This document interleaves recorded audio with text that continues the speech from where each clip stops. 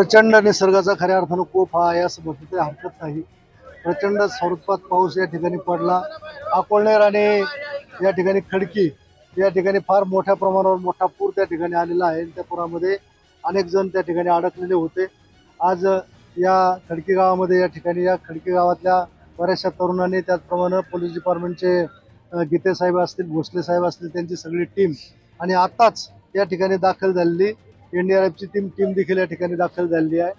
विशेषतः 2:45च्या दरम्यान ह्या सगळ्या याची मला खबर त्या ठिकाणी मिळाली इथल्या कार्यकर्त्यांच्या मार्फत.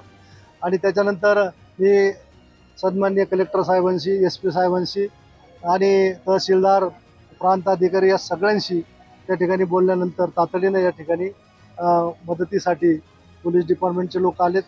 त्यांनी पाहिलं की सगळे रस्सी लावून जे तरुण आहेत ते तरुण आतमध्ये पाण्यामध्ये उतरलेत आणि अडकलेल्या लोकांना त्या ठिकाणी सुरक्षितरित्या काढण्याच्या दृष्टीने त्यांनी आपल्या स्वतःच्या जीवाची बाजी त्या ठिकाणी लावलेली आहे. मी त्या सगळ्यांना मनापासून या ठिकाणी धन्यवाद देतो. अशा कठीण परिस्थितीमध्ये मदतीला धावून येणारे हे सगळे जे जवान आहेत, सगळे जे तरुण आहेत, हे तरुण पोलीस डिपार्टमेंट आणि NDRFचे डिपार्टमेंट, त्याचप्रमाणे सगळे सहकारी यांचं मी मनापासून या ठिकाणी